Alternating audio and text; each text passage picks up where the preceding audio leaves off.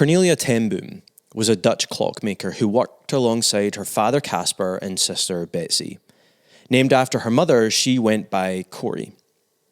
In 1922, she became the first woman in Netherlands to be a licensed watchmaker.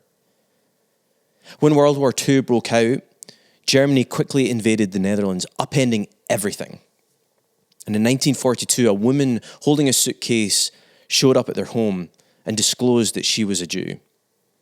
The family, already needing to cling to their faith, was now faced with a dilemma of living out their faith and harboring those the Nazis were hunting or avoiding breaking the law. This encounter prompted the family not only to open up their home to harbor Jewish refugees, but also to retrofit it for them. 2 years went by, and it is estimated that the family saved around 800 Jews until February 1944, where the ten Booms were arrested and sent to a concentration camp. Corrie was stripped of her dignity, witnessed her father and sister die, and was subjected to all sorts of horror. But Corrie survived, along with her faith, through the end of the war. She later wrote, after having preached a message, she says, quote, "It was at a church service in Munich that I saw him, the former SSS man who had stood guard in the shower door at the processing centre at Ravensbrück. He was the first of our actual jailers that I had seen since that time. And suddenly it was all there, the room full of mocking men, the heaps of clothing, Betsy's pain-blanched face. He came up to me as the church was emptying, beaming and bowing. 'How grateful I am for your message, Fräulein,' he said. 'To think that, as you say, he has washed my sins away.' His hand was thrust out to shake mine. And I, who preached so often to the people of Bloemendaal the need to forgive, kept my hand at my side. Even as the angry, vengeful thoughts boiled in me, I saw the sin of them. Jesus Christ had died for this man. Was I going to ask for more? Lord Jesus, I prayed, forgive me and help me to forgive him. I tried to smile. I struggled to raise my hand. I could not. I felt nothing, not the slightest spark of warmth or charity. And so again, I breathed a silent prayer. Jesus, I cannot forgive him. Give me your forgiveness. As I took his hand, the most incredible thing happened. From my shoulder, all along my arm and through my hand, a current seemed to pass from me to him, while into my heart sprang a love for this stranger that almost overwhelmed me. And so I discovered that it is not on our forgiveness any more than on our goodness that the world's healing hinges, but on his. When he tells us to love our enemies, he gives, along with the command, the love itself, end quote. Some people deserve our anger. Those who perpetrate evil in the most horrific ways. Those who violate, take, abuse. But what happens when our justified anger meets the grace of God like Corrie ten Boom? What if he wants to show mercy to those who are so vehemently against him or us? What if he wants you to be the arbiter of that mercy? What if it's not anger, but pure apathy, a just complete lack of absence of care for those God wants to use us to show love on his behalf? That's this week on A Little Better. Our goal on this podcast is to know Jesus better and with the power of his Spirit, do better. So together we can be a little better. Welcome back to the A Little Better podcast, where we help Christians mature in their faith. And before we get started, I just want to encourage you to subscribe. This will help you just keep up to date with the latest episode when it releases. And today, we're wrapping up our series that we've been on the last few weeks on Jonah, the book of Jonah, on a series called Nineveh. And today we're joined by the Webster campus director, my colleague out in Webster, Jason Degraaff. Good to have you back. Now, Jason preached the message this week. So in the show notes, you can find the link to view that message. We will be referring to it, though this can stand alone, but it'd be really helpful for you to go and listen back to that message. It was really, really helpful. Jason, you were even pretty critical of Jonah in your message. I think you called him an idiot, which I don't think is necessarily unwarranted. And we've been pretty critical over the last few weeks of Jonah, understandably. I wonder if we could shift our view of Jonah to perhaps viewing him more compassionately. The more I've been in this series, I'm wondering if Jonah's just doing his best. And he might not have done the right thing, but he was doing his best, right? I'm curious if you're to view him as someone who's just doing his best, perhaps with the right intentions, are we right to judge him so critically and actually he's just trying his best, like we try and do our best? Any thoughts? Yeah, good question.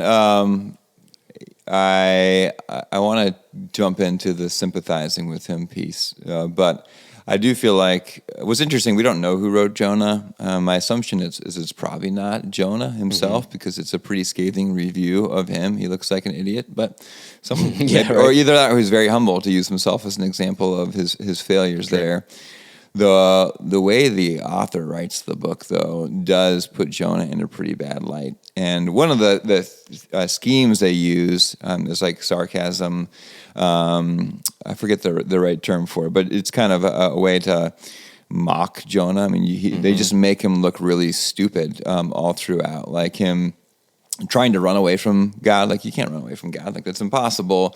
To him, like, caring so much about a plant. He wants to die because a plant, dies. He's been quite melodramatic. Yeah, he's swallowed by a fish, which is just like this ridiculous thing. The end of the book of Jonah, actually, the very last word is cow in Hebrew, where God is talking about being compassionate for the Ninevites, the 120,000 people, and then also for the animals, but the word's actually cow. So all throughout the book of Jonah, the author is trying to use this humor to kind of get us like mocking and laughing, and he's kind of trying to flip it. He's basically trying to have you get self-righteous about Jonah and be like, what a complete idiot. Like, doesn't he get it? He's so dumb. He tries to run from God. He's just far different than God in his mercy. And then with those last three questions, like, is it right for you to be angry? Is it right for you to be angry about the plant? And then God's last question, which is like, shouldn't I have concern for the Ninevites, the great city of Nineveh, these 120,000 people? The author's flipping it on you to be like, you've been laughing at Jonah, but really, you got to think about yourself. In a way, which is like, hey, you should be sympathizing with Jonah. And I think we should, we can get all high and mighty. We often do this. We read stories in the Bible about like David and Bathsheba, and we're like, what an idiot. Or Moses getting angry and striking a rock, or Peter, his silly denials, and we can think like, man, I'm far better than these people. But it's like, if I was in that situation, I would never do that. But we can also be encouraged, like we are like these people, and I think in many ways, the author wants us to identify us as Jonah, and I think you can read him sympathetically. I talked in the message about how horrific Nineveh was. I think it's hard for us, and I tried to get into that by just talking about some of the things we have experienced in our country with war and brutality to help us relate a little bit to that. We'll get to that with the enemies a little bit later. Okay. It's interesting as you're talking, it reminds me of like the Emperor's New Clothes. Okay. That story. And I don't think I've ever read the story because they're using a lot of humor, satire. That's the word I was looking for earlier. On the king who's like, I'm on this new clothes, or the tailor's kind of making fun of him because he doesn't have any self-awareness. But we don't really have like, what caused him to have such little self-awareness? What caused Jonah to be so hurt and angry? And you mentioned like Nineveh being such an awful place.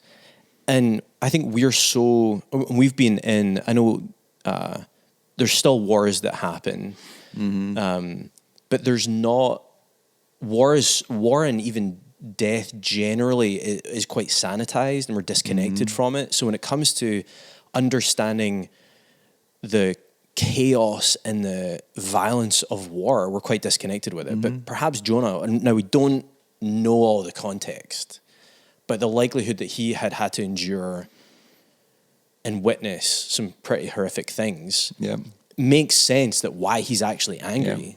You know, so you can see and understand why he's so. One of my questions going into this was like, okay, if they were if they were their enemy, if they had actually, the kings had actually sent troops to fight in wars against them, one of the Israelite kings is, pictured as bowing down, King Jehu bowing down to King Shalmaneser. Like, I wouldn't just be like not wanting to go to them because they're my enemy and they've been brutal to so many people and even attacking Israel.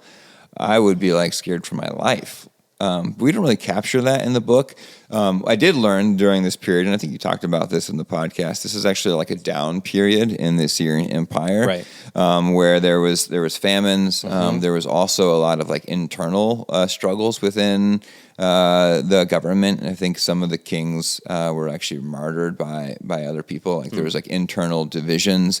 And so as they were experiencing like this down, like they were the largest kingdom in the world, and now they're like they're struggling a little bit.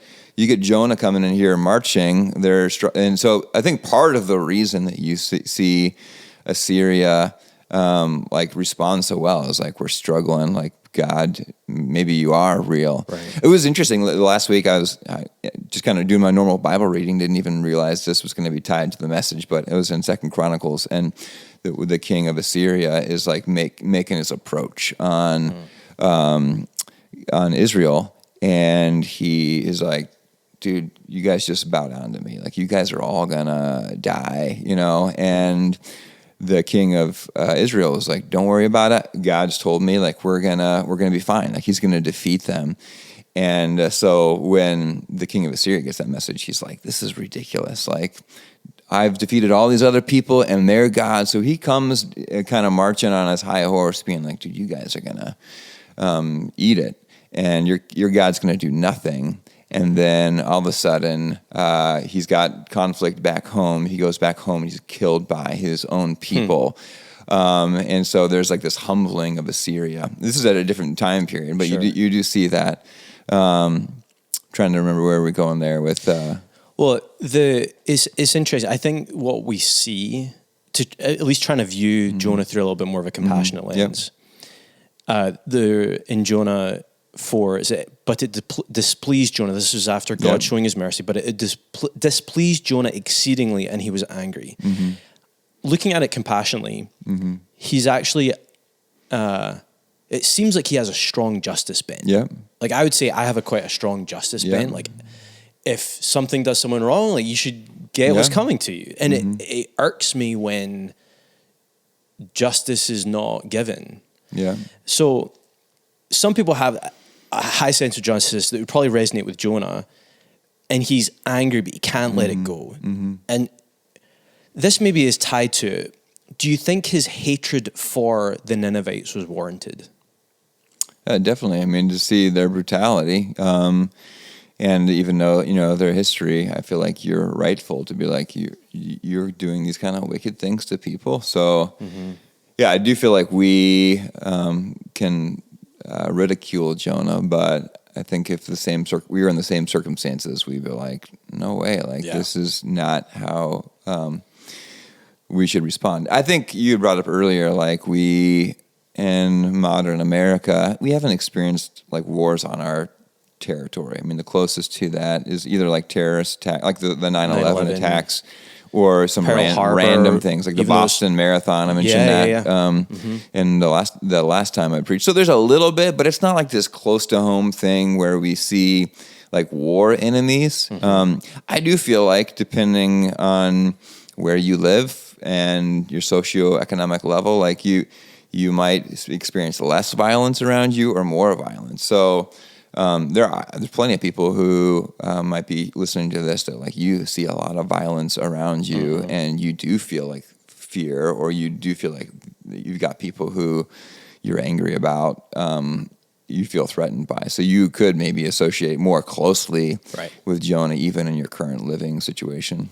It's a really good point. I want to hit on that topic on who is our enemy, because I think we've got quite a wide spectrum. On one end, we have people who are, I mean, you in your message kind of talked on the enemies of war. So ISIS being one. This was they are shouting death to America. Like, it's quite clear that they are against America.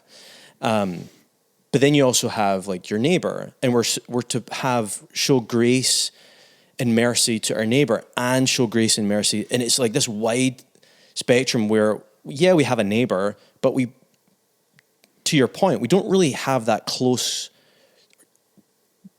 depending on where you might live or circumstances, like you say, we might not have a context for that violence that he's referencing. So help us kind of define who our enemy is.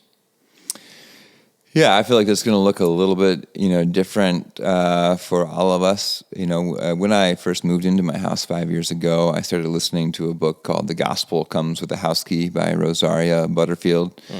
She was a former English literature head of women's studies professor at Syracuse University. She was a lesbian.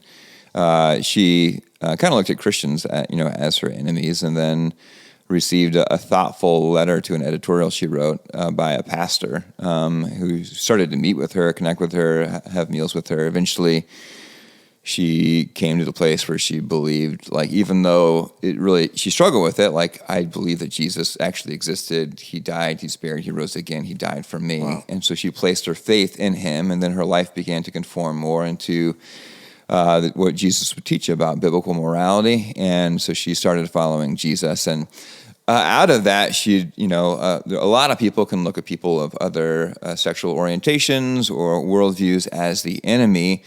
But she's like, man, we need to love everyone. And her whole focus of the gospel comes with a house key is loving your neighbors, like your actual neighbors. And so she was really intentional about building relationships with the people in her neighborhood, inviting them over on like the Nextdoor app, doing meals every day, even like reading scripture and praying. And people were like, this is kind of weird. But they would be so loved by her that they felt like this is a safe place. And there was one person in their neighborhood who like everyone like didn't like, because there was like weird stuff going on around the house. Like the cops would show up. They wondered if there's like drugs going on. And they kind of befriended him. He had like this mean, vicious dog, but they would like one day they went to help him find this dog. Like none of the other neighbors would help. And he was like, wow, these people care for me. And then eventually one day, like there was like I don't know if it was like a meth bust, whatever, like on the home. And so all the neighbors are like scoffing, like, yeah, this is what we knew. But they knew the guy, and so they had enough relationship to love and care for him. So I think sometimes we can have actual neighbors who are like, we just see things and we're like, I don't want to go near them. Like, got to protect my kids, protect my family. And so we can just resist even going because they're different. There's other neighbors who are like, oh yeah, our kids are the same. They're nice kids. Let's play together. They share the same political views. Their house signs or their political signs in their yard are the same ones that we would, put in our yard maybe. And so that we would feel like, oh yeah, I can associate with them. So I think we can look at our actual neighbors as enemies or friends. So that's one answer into who are our enemies. I think we can dive more into that. But. Sure. Even in the Greek, the term when Jesus was like, love your enemies, pray for them. The term in the Greek is really to do with like hostile foe, people who are opposing you, even to the point of someone who's actively out against you. And there's quite a wide spectrum of that, where someone who, without getting too black and white on it, someone who's not necessarily for you, kind of like the neighbor you were describing from the book, they weren't for the other neighbors. They were just quite, it sounds like they were quite aggravated or maybe not hostile in an active way, but in a very passive, maybe a passive aggressive way, that would probably fall under like enemy. They're not really for you. Yeah. Talk to me about Israel and them being too ethnocentric, because I think this plays into it too. Yeah, I mean, we see all throughout the scriptures this kind of isolationism of Israel. Like, they were God's chosen nation, and so they wore that as a badge of honor. And they almost looked at it as like, God chose us and not you. So like, let's just focus on ourselves. Let's be faithful to God. Like, we have the clean people, and we're the clean people. You're the unclean. Like, we can't touch you. We can't be around you. Even like Peter, he like, oh, boy, I don't want to eat with these people. Like, I might become dirty or ceremonially unclean. So there was a theme throughout the scriptures of Israel kind of like thinking, us against them. But we see right from like Genesis 12, when God first chooses Abraham, who, Israel is a descendant of Abraham. There's Abraham, Isaac, he has Isaac, and then Isaac has Jacob. Jacob's name is changed to Israel. That's where the nation of Israel comes from. But in Genesis 12:3, God says, I'm choosing you, and I promise you land. I'm going to give you like some territory.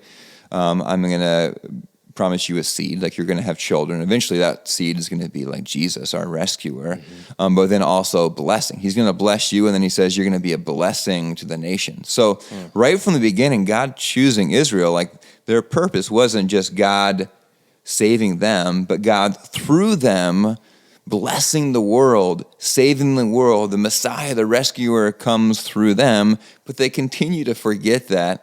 And then even in the New Testament, you just see like there's this, here's our enemies. You have the zealots, who are like ready to take out Rome, who's in authority. And Jesus on the cross, says, Father, forgive them. They know not what to do. He was, forgiving his enemy. And I shared in the message, his Sermon on the Mount, like, people say, love your friends and hate your enemies, but I say, love your enemies and pray for those who persecute you. So then there's the Great Commission. Like, Jesus' last parting words to his people is like, go into all the world and make disciples of all nations. So our mission is to go to the whole nations. In Romans, the book of Romans, Paul is writing, and when Paul began his ministry, he'd always go into cities. He was a Jew. He was a Jewish scholar. He was a Pharisee. The way he did evangelism, he'd go into the synagogue and he would open up the scriptures and try to share who Jesus was. And he did that a lot, but then he started getting a lot of Jewish people saying, you're crazy, we're going to try to kill you. And so he kind of wipes his hands of them. And in Acts 13, we see the shift in the book of Acts. Now he's going from Israel to going to the Gentiles, to the rest of the nations. And so when he's writing this letter to Jews in Rome, in Romans 1:16, he talks about how the gospel goes first to the Jew and then to the Gentile. And he's not ashamed of the gospel, because it's the power of salvation for everyone who believes. So the whole flow of Scripture, I mean, even you get to Revelation and you see people from every tribe, tongue, nation, worshiping God together. And so we can get into our own little bubble of it's Christians against the world, or we can even get into it's America against the world, similar to how Jonah would be it's Israel against the enemies, the rest of the world. That's so interesting that I think as you look back, and because God's wanting to create a holy people set apart for him, it's how he's described Israel. But really the whole focus, as you say, is to be this sort of city on a hill, this light for the nations. It's a model of what could be. And that's N.T. Wright I've quoted before. He describes the church as being a model of the new creation. I can't remember, that's probably not quoting him directly, but a small working model of the new creation. And even the laws, the Ten Commandments, as we had a series in the summer on the Ten Commandments, all of it was designed to show there's a better way. And you see, I think Jonah, what I'm hearing you say too is Jonah is stuck in that ethnocentrism, is that, no, it's actually about protecting the nation of Israel. We receive mercy. They don't get mercy because they're against us, but he's missing the point. that we shouldn't miss today, that the mercy that we've received is not to stay with us, but it's actually to outpour. I was listening to a podcast this week, one that I love is called Undeceptions. I'd encourage you to check it out. And the most recent episode is on the persecution complex, where Christians have been persecuted, but there can be an unhealthy perspective in Christians where you're like, everyone is trying to persecute me. And sometimes we feel like people are trying to persecute us because we're being a jerk with how we're trying to proclaim Christianity. And so it's a wrong complex. And it also has a wrong mentality. Instead of us being like, let's get our enemies who are persecuting us, like Jesus said, we need to love our enemies and pray for those who persecute you. So we have to make sure we don't have that ethnocentric mindset, or like if we are being reviled by our enemies, that we're not in turn reviling them. Let's hit anger. Yep. So God says to him, I think on 2 occasions, to Jonah, is it right for you to be angry? He's like, are you right to be angry at this? He's asking Jonah. Yep. And then later on is like, or is it good for you to be angry at the plant? When is anger okay? Is it okay for Jonah to be angry here? Yeah, I mean, I think anytime there's evil that we experience, there's right to be angry. You quoted this in the first podcast in this series about how the author of Jonah uses the word ra, and it's kind of used for wickedness, evil, anger, from like the sea raging to how Jonah felt, and God's even anger. But I think anytime we experience, whether it is evil in our world, like it's a storm, it's a natural disaster, we can feel almost an anger that this is so broken, all the way up to evil's done against people that we love, other people, and evil's done against us. I feel like anytime we see that brokenness, it is justified to feel angry and even seethe in anger. In fact, I was just reading before this, thinking about this justified feeling. One of the things that we're probably not very good, and we've talked about this a little bit over the last year at Northridge, is the idea of lament. And you see this all throughout the New Testament. I think it's in Psalm 137:9. Israel is in conflict with the Edomites. They've been like taken out of their own land, and they're so broken up about it that at the end they use just unimaginable language of like wanting such vengeance. They'd be like, they're going to feel good about dashing the Edomites' babies' heads against rocks. I mean, that is just appalling. But that's just showing like how much anger they felt because of the things that had been done against them. And the point of that passage isn't to say like that would be an okay thing to do, but to say sometimes we feel that angry in a justified way about the evils that are done. Ephesians 4:26, be angry but do not sin. It seems like Jonah was somewhat justified. So God doesn't even say that he's justified or not in his anger. He's just posing the question to him, trying to prove a point. Obviously, I think when you look at the whole arc of it, he has an anger problem. Where is the point where anger becomes sin? And is the solution to our anger, you talk about lament, is lament the healthy way to resolve that anger, whether it is justified or not? Yeah, it's interesting. You know, one of the translation questions, and I really don't know what's a more faithful rendering, and I have to deal with this. Some of the translations say, and maybe this is the ESV, God says, do you do well to be angry in those questions? This is in Jonah, not in Ephesians, right? And do you do well to be angry about the plant? The NIV that we read is like, is it right for you to be angry? So there's almost like two aspects there. Like right would be like, is this justified anger? Right like, or wrong? That is right, you know. And I think you could say it in many situations, it is right. It is justified to be angry. I mean, God himself is the one who's going to bring judgment. He talks about the future judgment for all those who reject him. In fact, we do see that not too long, I think it's in 622 BC, so this is happening 150 years after Jonah, Assyria will fall. Right. You know, their repentance is temporary, you know, and then God will judge them. Trying to go with my train of thought here. So there's a right justification. There's also, do you do well to be angry? So you can say like, how's that working out for you? You're just so angry all the time. Yeah. It's just flowing out of you. Like if you're getting snarky with your family, if you just can't think about anything, what the evil's done to you, you might be in a place where your anger has moved beyond just justification to it's causing you to sin. Yeah. And I think even, whether it's your struggles with political views or things that have been done to you, if you center so much of your time focusing on the evils, it's going to shape your heart in an unhealthy way. Even that's where Jesus says, love your enemies and pray for those who persecute you. As you pray, I think God begins to change your heart. He says in Philippians 4:8, like, think about what is right, what is true, what is good, of good report. And so if all we're doing is filling our mind with news that is just inflaming our anger, like that might be a justified anger, but are you doing well to be angry? Maybe it's causing you to sin and not be the merciful person that you need to be, like God is merciful. So you mentioned lamenting as being a solution to your effectively a way in which you can release the anger in a healthy way. It doesn't seem like Jonah did that at all. He just kind of reacted. And then we see the kind of melodramatic thing. And I think we see this even today of where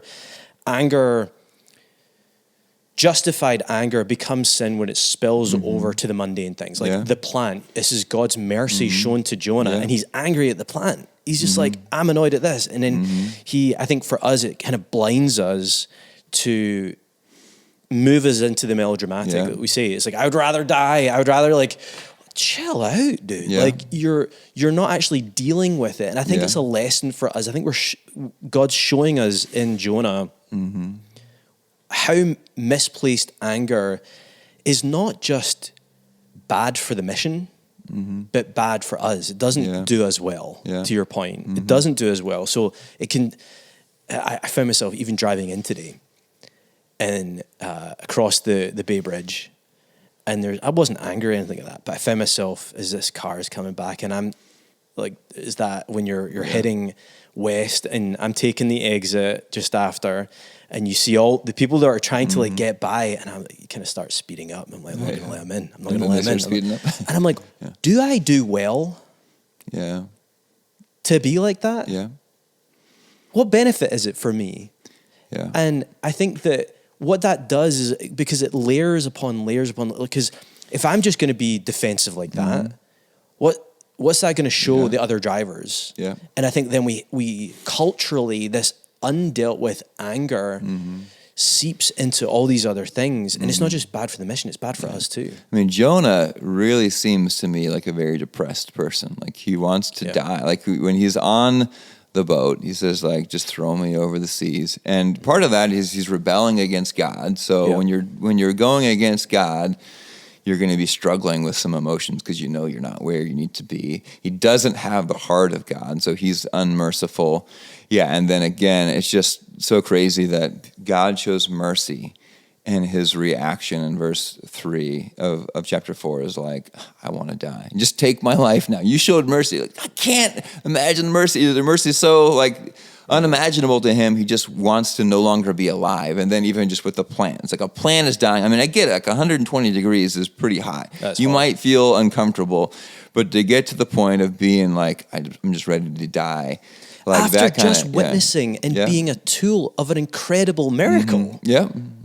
A whole city turning to God, including the authorities that be, and you're like, I just want to die. Like, that's perhaps their hyperbole. It almost reminds me of some of the religious leaders' response to like miracles, like Lazarus is raised from the dead. Right. And instead of them being amazed at that and what God is doing, they're like so focused on like this isn't how it's supposed to do and how it's supposed to work. And I think you're obeying our rules, so. Yeah. I shared a story about Corrie's hen boom at the beginning. In this incredible moment after she spoke a message, and there came up to her as this SS officer that was there at the concentration camp. Now, there's not many people that are experiencing the same level of horror. At least it's probably listening to this podcast. I'm not saying stuff like that doesn't happen anymore. But for the majority of our listeners, that's not really a reality where they're going to have to extend a hand and have to be bridged with that. I'm curious your thoughts on how she even described in her writing that anger that boiled up and then was overtaken by love. And it's an example of holding justice and mercy at the same time. How do we become more like Corrie to be able to hold justice and mercy, seemingly opposing one another? How do we hold them at the same time? Yeah, that's a good question. It's interesting in that moment you talk about how her thought goes back to not the harms done to her, but what Christ had done, and that Christ died for him. And so that was the paradigm. I think it's Ephesians 4:32, we forgive others because Christ has forgiven us. Why do we love? Because Christ first loved us. So I think if our hearts aren't daily, and this is a struggle, to daily marinate yourself in God's mercy towards you, then it's going to be hard to extend the mercy of God. Most of us, like the kinds of enemies we have, are a lot of them are going to be like with your own family members, the people you're living with, like the arguments that you have, the things they've done, the ways they've not treated you fairly, a way that a boss has overlooked you or a coworker seems to ignore you, be partial to other people. Maybe it's a classmate at school, like people who exclude you. Maybe they make fun of you, and you just hold this vitriol in your heart. You're like, I just don't like these people. If they were to get fired from their job, you'd be like, yes, so glad to see you pay. And those are most of the kind of the relationships, just the subtle digs and slights or mistreatment.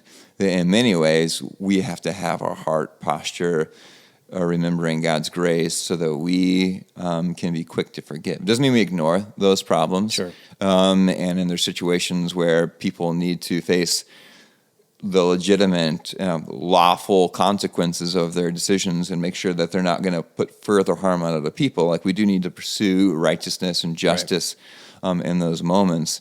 But even at the same place, one of the things in preparing for this message, I just heard many stories of amazing ways, not just like Corrie ten Boom, but years ago there was the Amish community who had a guy who went in and shot up all these kids. And was this not recently? I don't know, in the last 10, 15 years. There's something happening very recently. Yeah. But go on. So, this guy went in and shot up all these kids in a school, just a horrific thing. And they didn't think he took his own life. But the Amish community came, and when that guy was the court scene was there, the Amish family stood in front of the mother, the wife of this person, so that she wouldn't be caught on camera. They extended Christ's forgiveness, and then they even pooled funds together to pay for this guy's kids' future college expenses, extending the mercy of God to such injustice that had been done. What an unimaginable thing to do. But I think when we marinate our hearts in the gospel and see how merciful God has been to us, we are able to then extend that mercy. I just watched a similar story of this Australian guy who the family lost 4 children to this drunk driver. And the guy, he was 18, 19, something like that, lost his sister, became very depressed. Again, was doing his best with what he knew how. And he was drunk behind the wheel and crashed into 4 kids, and they died. And this family, and you hear this every so often of remarkable times like this, where they forgive the guy that killed your kids. And because of that, he came to know Jesus. And it's amazing how we love hearing those stories. But it was still hard in this interview for them to sit next to each other. He was like, it's never easy. I think about my kids, but he has an understanding. The father has an understanding of the mercy he's received and knows that this other guy needs the same thing.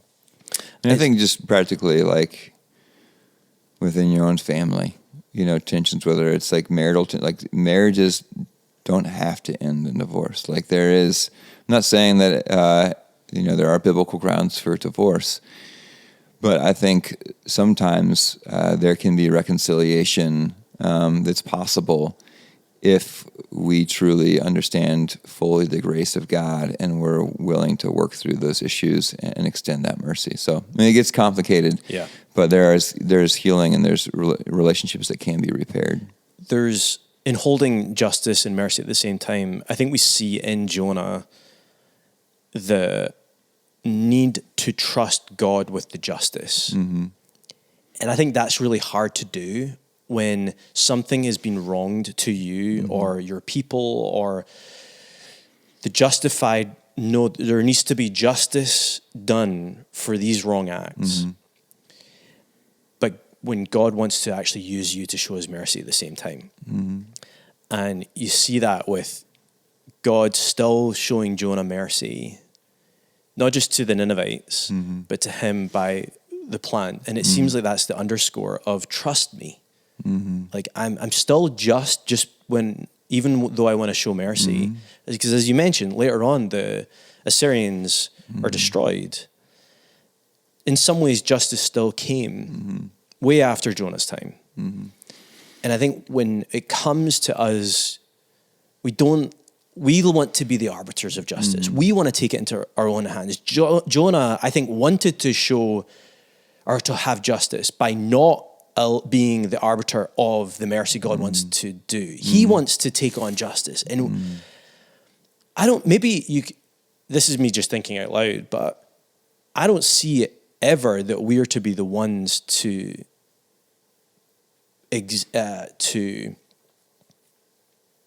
bring justice. Yeah. What do they call that? Like taking the law into your own hands. Right. Some of us, you might be a lawyer, you might be of law enforcement, you work for the government, you're a judge, you're a prosecutor. Like we might have, roles to take in doing that are needed. And and even if you're not in one of those roles, like, if you see something wrong, say something. Like we need to speak the truth. We need to pursue righteousness and justice. And so we don't look over problems and just be like, God's merciful, so we're just going to be merciful.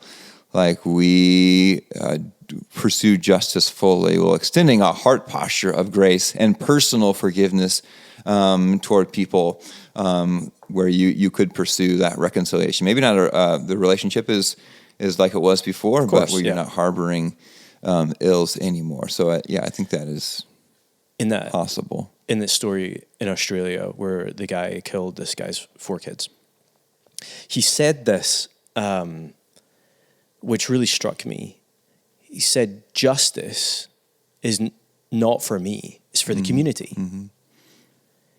This guy being in jail for killing my kids does not make me feel better. It's for the community to show that this was wrong. And I found that really compelling for some reason. I was like, for him to not just be like, yeah, he's getting what he deserves. And the guy who killed the kids, like, he was like, I deserve this. I'm paying, I accept it.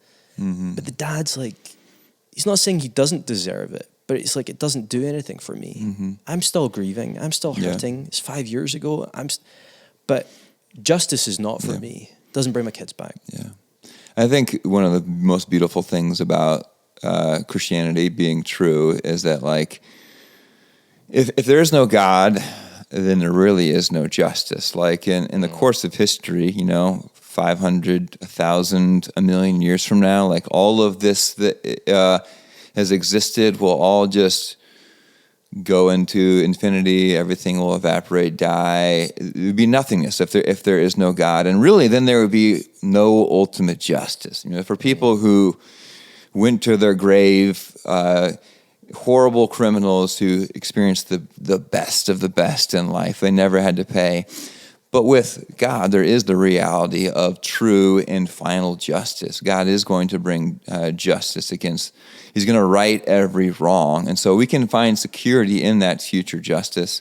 And ultimately, there is the justice that God speaks. He's the just one and the justifier. I think that's the language used, I think it's in Romans, about what Christ has done. I mean, you think about if anyone should be ready to pass vengeance and angry, it's God who created us, and we rebelled, and he sends his son to rescue us, and we reject him, and we kill him. He's like, I'm coming to you to rescue you. You just got to believe in me, and we kill you. Mm-hmm. And so he should be vengeful and just you're going to pay. But on the cross, he says, Father, forgive them, for they know what to do. And then he takes the justice. He receives the punishment that we deserve. I mean, that's the heart of Christianity. Yeah. When that truth, when we fully comprehend it and it seeps down into our hearts, then it does change our posture. And then, I shared that quote from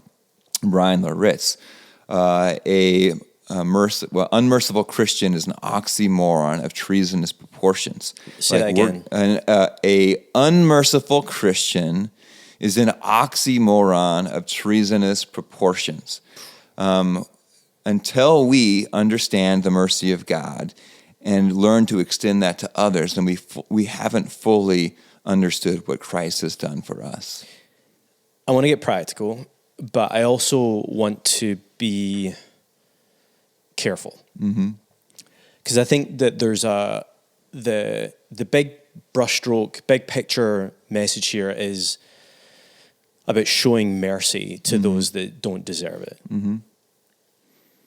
But there's also, I think of people who have suffered some pretty horrific things, and a level of abuse that we're not saying, they have done something really wrong to you, and therefore you need to go and share the love of Jesus with them. That may be what God calls someone to do. Kind of similar in that situation with Corrie ten Boom. But I want to be very careful not to just send a message of put yourself in harm's way again, or put yourself in a situation where you either are going to be angry in sin, or it is just not helpful or healthy for you in any way. I think I want to be clear on that, because I think we can be easily show the love of Jesus. It's kind of a happy message, but there's some real things that people go through. I have 3 people in my mind right now that I for those who are listening, to just be very careful with that. At the same time, there's a mandate to love our enemies, pray for those who persecute you, is the words of Jesus. How do we do that? Yeah, I mean, it's complicated in, some of those situations where we don't want to put ourselves in further harm to return to our abuser to make things worse. What I do want to say to that, though, is there's incredible emotional and psychological damage that many people wrestle with that.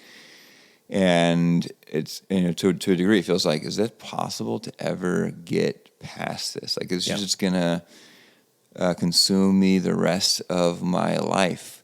I think there is, that's a hard thing to recover from. It is a slow process, but I do think with Christ and with the gospel, there is a level of healing that can happen, where instead of you being consumed with anger and vengeance at all times to the point where it cripples you in life, I think similar to Corrie ten Boom, there is a freedom that the gospel can bring even in your own soul, as you wrestle through those past circumstances. Can I just make a slight distinction? Because I heard this recently and I can't remember where, so I'm sorry I don't have the credit, but there's a difference between healing and redeeming. Mm-hmm. Healing is like nothing ever happened. Mm-hmm. Redeeming is still broken, but you're free from it. Mm-hmm. And I think sometimes we talk in terms of healing like it never happened, and it is not helpful for long-term wounds that need to be healed. Yeah. Could be Jonah. There was some long-term brokenness there that he was not healed. And some people, it's not about finding healing, but they're finding redemption. They're finding freedom in the midst of that. So I want to just make that distinction. Yeah. So how do we share? How do we show that mercy? Yeah, I mean, I think there, when it comes to like direct enemies and being hurt by people, I think there is pursuing justice and righteousness while also being willing to extend forgiveness in our hearts to someone and even say, I will forgive you as they ask for forgiveness, to extend that to them. Then I think there's just also God's commission to go to the nations and bring the gospel. God told Jonah to go to his enemy. I think we can focus so much, like I love this as a church. Our church is very focused on making more and better followers of Jesus. And we're very focused on our Rochester community, our Webster, Brighton, our city. And I think rightfully so. Like when Jesus kind of gave his final words, he said, you go to Jerusalem and then Judea and then the uttermost parts of the earth. And so we definitely need to go local and share the gospel with the people right around us. I don't feel like we rarely talk about go to the uttermost parts of the earth, go to a foreign nation. There are, many people. I think I've got that down. As a foreigner, coming from Scotland to the threatening country of America. But there are people that God does call to go to places in the Middle East, to go to Muslim-controlled territory where they're they're concerned for their own life. Like some of the seminary students I went to were former Muslims in Africa and India. They converted to Christianity. And one of them I get these regularly emails from. He's in the middle of like a Muslim-controlled part of Africa, and he's like, we had to flee our town today, the Christian school that I'm a president of. We had to shut our doors. Like, he's facing that persecution. He's bringing the gospel. He's going to his own people. Yeah. But I would love for people to consider, even in their own hearts, like we want to go to our own people, but could God potentially be, even now as you listen to this, calling you to go to people who have never heard the gospel in a foreign land and share your faith? For most of us, though, like we have our day-to-day needing to share our faith, and so that can look really complicated. Like, some of us, like I was talking with community group this last week. One of the questions was like, how do you talk about hard truths? So, like we were talking about God, Jesus talks about hell. Like, how do I bring up hell to my friend, my neighbor, my coworker? Like.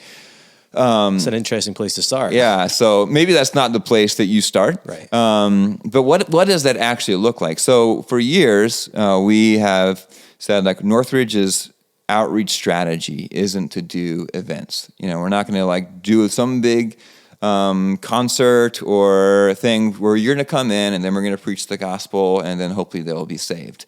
The closest thing to that is like Sunday morning, coming here. But really our outreach strategy is you. It's me. It's like God has given us the need to share the gospel. And how do we even begin? So we've talked about pray, invest, invite. Like it starts with praying. Like if you're not regularly every day praying for people, then one, your heart's not going to be in a place where you're like thinking, I need to share my faith. But when you pray every day, one, you're thinking of, if you have specific people in your mind that you're praying for every day, then you're going to be thinking about it. Like as you rub shoulders with them, you're like, I've been praying for this person. You're more inclined to actually begin to share with them. The second part of that is invest. So it's like, maybe you're like doing a loop around your neighborhood and you're praying for houses as you go along. And maybe some of the people, maybe you don't. If all you do is pray and you never connect with them, Yeah. Then that's a problem. So you need to take that step of investing. Maybe that's someone moves into the neighborhood and you bring them food. You get to know your neighbor and they lose their mom. And then you like bring them flowers, or you invite people over into your home. You do a neighborhood block party. You connect with your coworkers and like, hey, let's go out for dinner tonight. You go to their daughter's play, something where you're building a relationship. I've been thinking about this recently. We do like big series like Christmas at the Movies, like we're doing this year, or other series, and I want to invite my neighbors. And how many of people have I invited to church, but have never invited into my own home?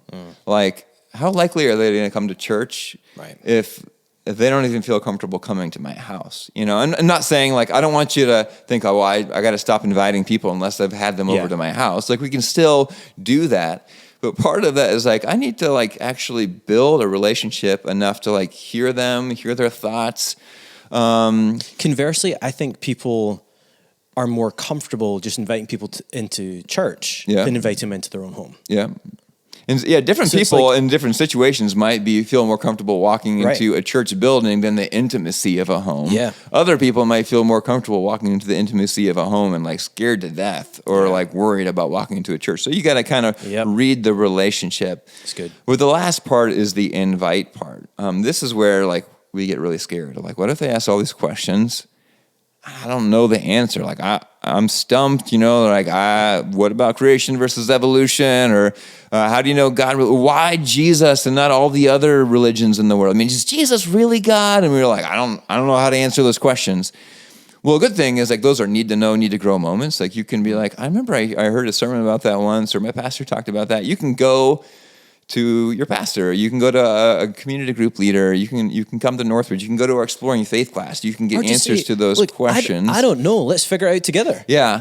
But often, like, instead of us worrying about having all the right answers, part of like inviting is first inviting other people to share their story. Like, hey, like, have you ever been to church before? Like, what is your religious view? Like, you kind of hear, if you start and ask someone like, hey, what is your faith background, or what do you believe about God?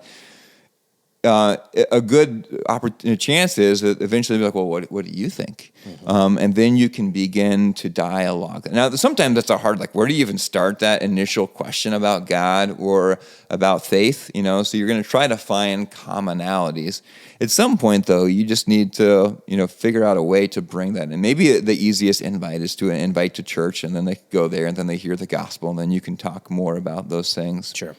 I shared with my group, I don't remember where I heard this. Sometime in the last 6 months, there was a person that felt convicted. And I often fall into these shoes of like, I've had this relationship with a friend for a really long time. I've never talked with them about the gospel, to a point where it feels a little bit weird. Like, now I'm going to bring this up. And like, I don't know, like, but I just felt like God is telling me I need to share with them like everything I believe. And so they're like, I'm super nervous how this is going to go. But they called their friend and said, hey, I just want to get together with you and share with you about my faith. Like, are you okay with doing that? And they said, yes. And we're like, oh, okay. All right, here we go. So they're going to go in, they sit down, and he does his best job to like explain Christianity and the gospel. And the guy there decided to place his faith in Jesus. And he was so scared of doing that, which I think so many of us were scared to actually have those direct conversations, not knowing what God's going to do. And maybe they're going to blow us off. Maybe it's going to go really unwell. But maybe, just maybe, God might use you to lead that person to place their faith in Christ. I think for some, they're probably, I am not ready for that. Mm-hmm. And those are amazing stories. I think what might be some helpful questions, if you want to bridge something, is what's your relationship been like with the church? Mm-hmm. Like, I asked a question similar to that with my neighbor, who's my golf partner on my golf trip. Mm-hmm. And it turned out that he grew up in the church. Mm-hmm. And then during college, it kind of fell out. So we actually had a really good conversation. So it doesn't have to be, what do you think about Jesus? Mm-hmm. Or very much, I think when we say share our faith, it doesn't always mean that we have to have like a presentation or a message prepared to give to someone. But get curious. Yeah. I'm curious. Like I believe in Jesus, but what do you think about Jesus? Mm-hmm. It doesn't have to be this sort of direct putting someone on the spot, but get curious. Like, what is behind? Because there's oftentimes a lot of background. There's a lot of people that grew up in the church that had a very complicated relationship with the church, with the Bible, with God, that you might just be kind of barging yourself into and have no idea. And then on the other side, someone might have never even heard of Jesus. That's a growing reality. What's your relationship with the church? What's your perception of Christians? That'd be another great question to ask. So hopefully those are some good handholds for our listeners. And as we wrap up, if this episode, or if there's been episodes in this series that have meant something to you, or maybe you actually want to have a conversation with maybe someone in your small group, or someone like a spouse or a friend that you've been talking to, like, how do we share our faith? What's up with Jonah? Share the episode with them. I think that'd be a really easy way. It's like, curious your thoughts on this. I do that all the time. I think I've shared, we've gone back and forth. You shared an Undeceptions episode with me. But next week, we are starting a new series. We wrap up Jonah. We're starting a new series, which, I'll be honest, I've been looking forward to this for months. We're talking about spiritual maturation, spiritual maturity. How do we grow in our faith? What is growing even about? And I think we talk about discipleship, we talk about being part of the church and membership and getting involved, but what does it actually mean to grow, to become more like Jesus? That's next week on A Little Better. But remember, you become a little better. We become a little better when we love God and love others a little better. Hope to see you next week.